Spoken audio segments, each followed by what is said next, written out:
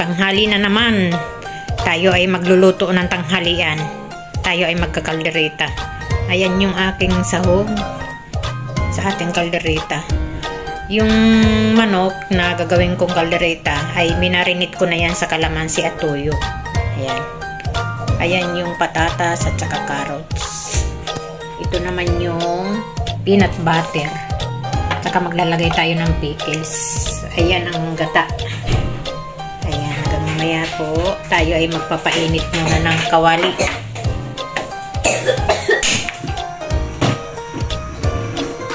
Tayo ay magpapainit. Ayan, mainit na yung ating kawali. Maglalagay tayo ng konting mantika para panggisa sa ating chicken. Konting mantika lang.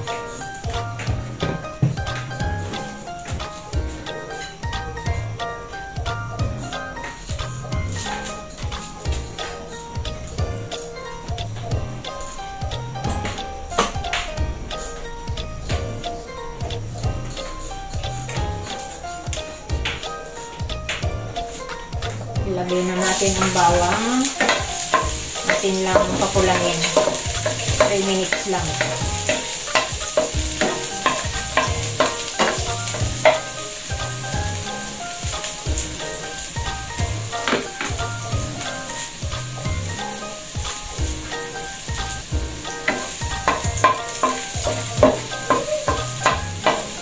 Sangkutsan naman natin.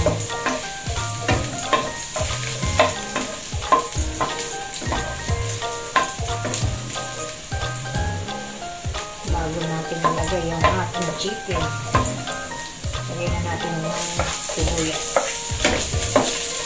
Yung iba, inuuna yung sibuyas. Depende naman yan sa inyo kung ano yung unahin nyo. Pareho lang naman yan.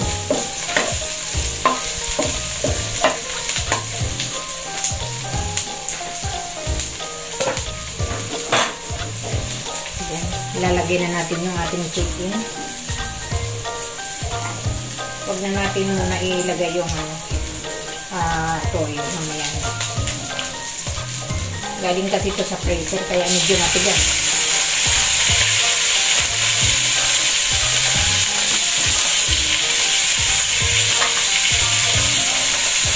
Bago ko naman i-freezer yung mga karne o isda man yan.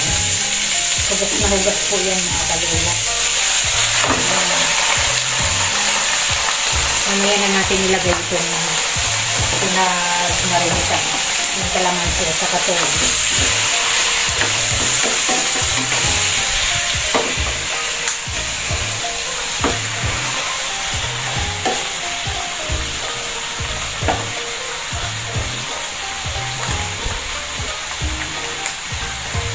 Atin muna takpan mga kalula para lumambot na yung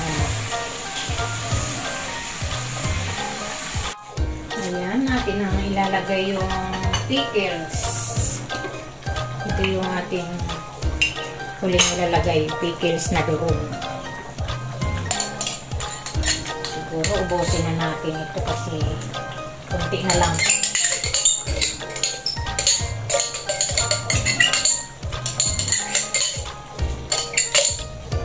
Atin ang ubusin. Yung pickles. Tapos yung bell pepper na pula. Atin na rin ilagay. Kasi malapit na itong ating kalderetang manok.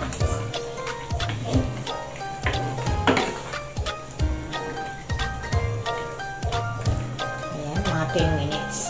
Atin babalikan. Atin munang takpan.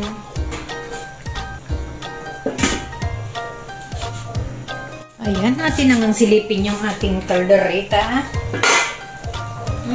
Bango. Ayan.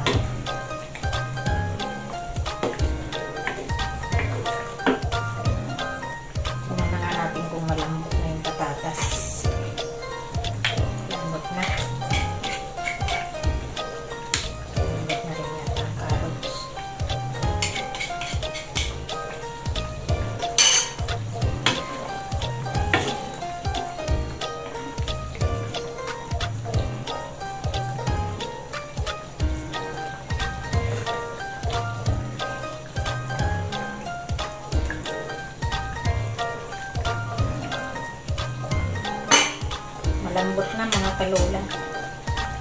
ito ay luto na.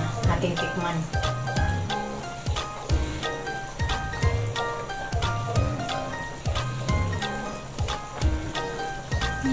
Sarap. Mga 10 minutes pa.